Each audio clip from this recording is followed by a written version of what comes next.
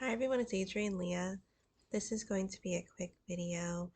I wanted to show um, something that I got at the Bluemont Fair. The fairs and festivals are starting again for fiber related products, and the guild is usually there, the fiber guild that I am a part of, and they would like people to demonstrate on spinning or weaving or knitting and crocheting, but it's a little warm for me right now, so I didn't volunteer or anything, but I did show up and I, met up with them, and a lot of uh, the women that are in the guild, they also have farms and they have products that they sell at these places too, and I love seeing the animals. This fair uh, had more of an emphasis on the Native American history that's in the area. So it's always interesting to see and learn about those um, the things that they talk about. And then after this fair is the Shenandoah Valley Fiber Festival. It's the largest fiber festival that's in this area. And I was thinking, well, of course, I wanted to pop in to see. I did demonstrate last year with my knitting. Um, I might this year, I'm not too sure, because I moved further out. I now live outside of DC. So this these places and well, the events take place in areas that are more on in the farm areas or more open where there's fairgrounds, and so I don't really live close to that anymore. And I was also thinking, would I wait until after I go to the Shenandoah Valley Fiber Festival? But I'm I wanted to make a video and quickly show a cast on that I didn't mention in the other video, because the other video is talking about other cast ons. But this one is because the other cast on that I mentioned in that video, the one that has the cables, it wasn't going to be finished by winter. It was probably going to be finished towards the end of winter. So I still have that casted on, and I did like start it, but I'm focusing more on this plain sweater that the recipient originally requested. As I said in other videos, I don't have a lot of stamina when it comes to plain knitting, but I think gradually I'll get more and more. And so I think there was more of a good thing on both ends where he gets the plain sweater and then knitting on, I'm knitting two worsted yarns, or I'm holding it double to make it a thicker yarn because the pattern comes from the Lopi book. It's the 42nd book, and I have it in this bag right now.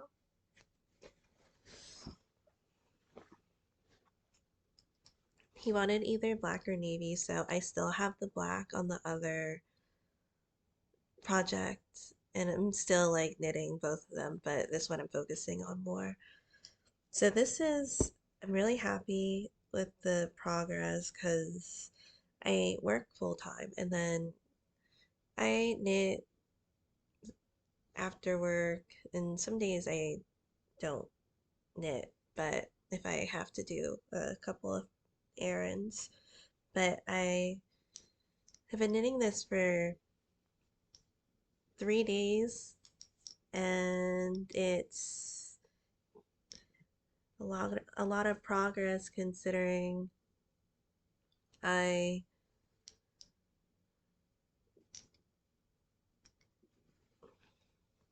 am again plain knitting, and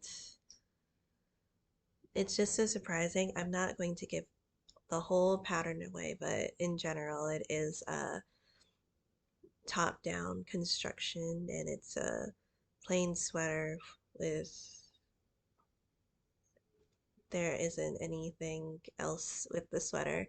And I thought that would be good opposed to like a raglan sweater, which I eventually I'll get to knitting him another type of sweater besides the other ones that I have on the needles. But I thought that this would be a good sweater to do because it has looks like an openness because it has a similar or the same construction as a top-down colorwork sweater when you're just knitting them around at the top. I feel like it is good because it would give more of a broad shouldered look, and I think that would be nice for him. And so I am just excited because for my sweaters that I usually knit for myself in cardigans, by the time I end or I get to the final increase, it's around 320 stitches for me, and that's using around like a DK, sometimes worsted and or light worsted. And then for this one, by the time I get to the final increase, because you're gonna keep increasing starting from the neckline to get over your shoulders. And this one is around, it's less than 150 stitches because of the needles and what you're knitting the yarn with. So I usually knit with like a needle size US 6 to 8. For this one, I'm using a US 15. So it's definitely going super quickly, and it's definitely going to be cozy. So this isn't it isn't a turtleneck. It's going to be around here when it's finished. But I'm excited for it, and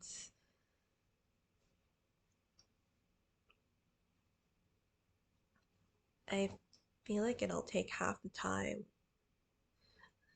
to knit opposed to the cable sweater, but that's at like a DK weight.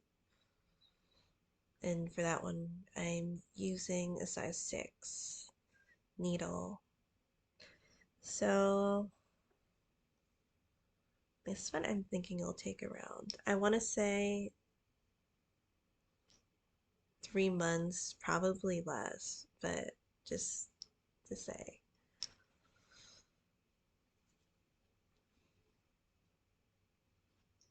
And I have 2 more increases to do. I was happy that, and I also chose this yarn because I got it on sale when the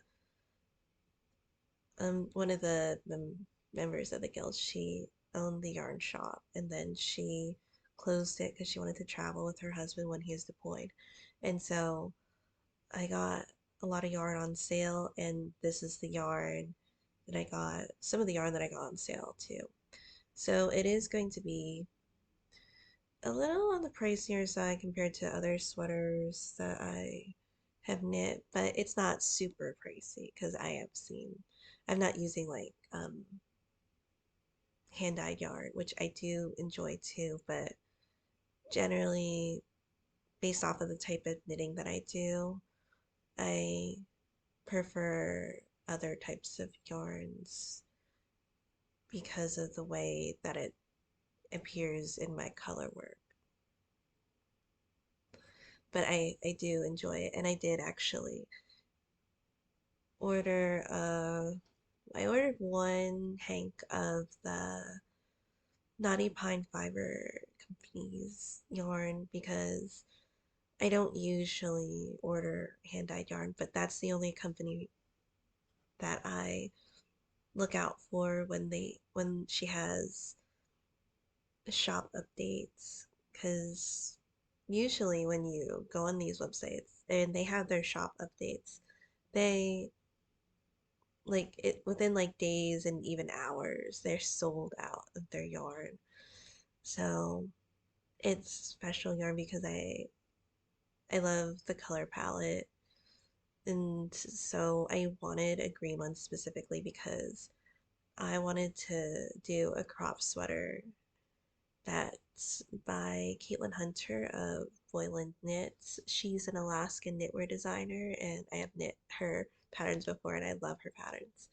And I was going to do a crop sweater because I gradually collected the Knotty Pine Fiber Co's yarn, and I wanted to make a color work sweater out of it, a cropped one. So whenever that one arrives, and I'll see where I'm at with my other projects because I have two garments right now. I'll work on that, but I also, sorry, me talking. I also mm,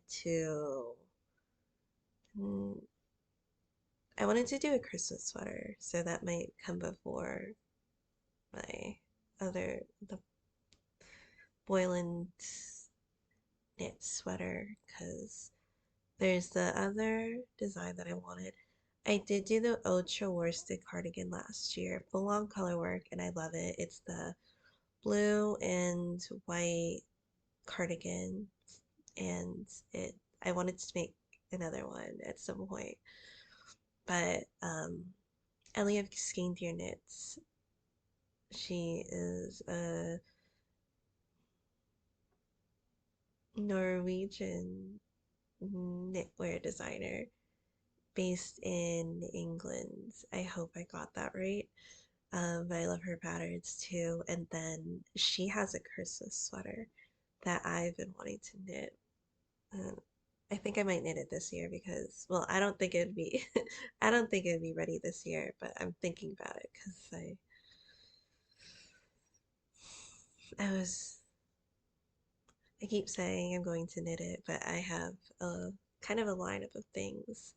But anyway, that was the main thing that I wanted to show in this video. But I also got at the Bluemont Fair, I got one souvenir skein, and it's from the Bridget's Farm cart, and I'm so I was happy that she remembered me. It's this couple, and she's like, "You bought from me last year." I'm like, "I did. I bought alpaca yarn from her last year, and um this year I got it's 100% wool, and they spin their fiber. And this one is in Luna. It's in a DK or light worsted. I just thought that this was more of a unique color, and I don't have something like this in my stash. So I I love the dusty rose or colorway, and I feel like this would be really nice in a colorwork garment that I'll knit with eventually. And she's also going to be at the Shenandoah Valley Fiber Festival. And she's like, I'll see you there. I'm like, yeah. I'll be, maybe I'll do like some birthday shopping. But And the oh, and with the sweater, sorry, going back to the sweater, I did a different type of increase, and I was happy that I tried it because it it looks nice. I'm picky about my increases because sometimes when you do increases in knitting, it leaves a gap of where you could see where you increased. And I do my increases in specific ways, and then it's the right leaning increase or the left leaning increase. That, sorry, right lifted increase or the left lifted increase. That's what I was trying to look at. But you're when you get to your increase and you get to the column, I say column of your stitches because you're looking at it and you're going to pick up either the right side or the left side of that stitch of mm, the right side or the left side of the stitch. But it's not on the one that's on the needle, it's the one beneath. And then you'll just knit that as a regular stitch, but then you'll knit the same stitch that's above it. And that's the increase. I feel like it fills up the space when you're mm, working the stitches. So um, the final thing that I wanted to show is a book that I got at Barnes and Noble.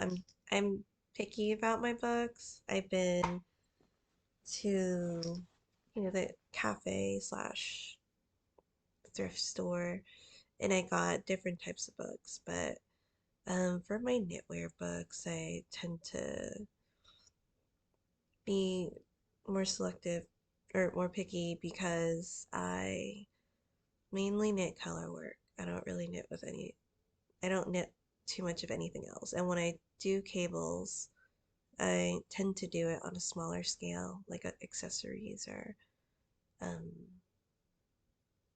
except that other garment. The book that I got that I thought would be cool to have on my shelf is the Norway's Knitted Heritage, the History, Surprises, and Legacy of Traditional Nordic Sweater Patterns. Um, me being an American, this is the name. I don't know what any of these symbols are in the in her in the names. I'm so sorry, but I just thought it was so cool. I did look through it a couple of times because I didn't pick it up the first time I saw it because it's kind of pricey. But it's really interesting seeing the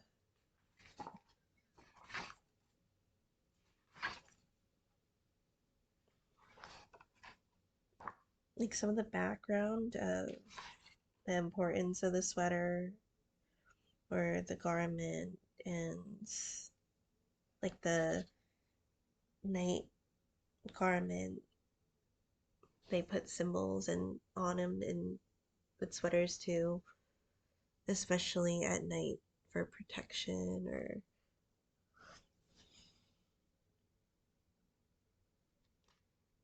the textiles.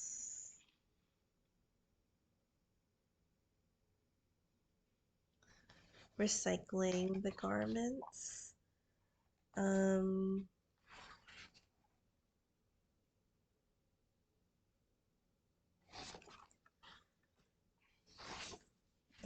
there's different pictures in here. How the designs came about. There's some historical pictures, or a lot of them, and how the sweaters were in different cultures. I might show more of the book in another video, but in the back there are some of the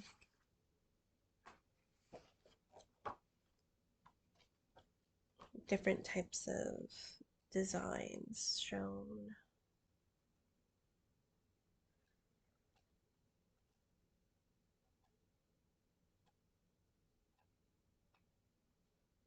And there's so much in here that like you don't really think about, like the garments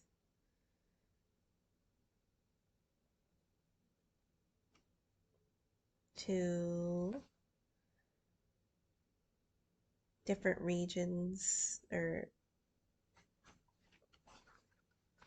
in countries, like in religions.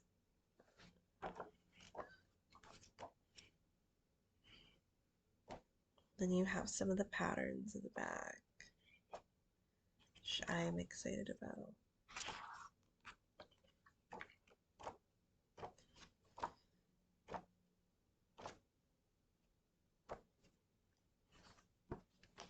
So thank you guys so much for watching. I hope this was interesting, and I'll see you in another video.